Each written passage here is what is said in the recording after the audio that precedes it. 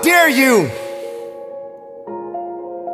to take a trip to your local hospital. And if you have an opportunity to walk down those corridors and witness so many different people, different age groups, different ethnicities, and each one of these individuals are fighting something. They're dealing with some type of sickness.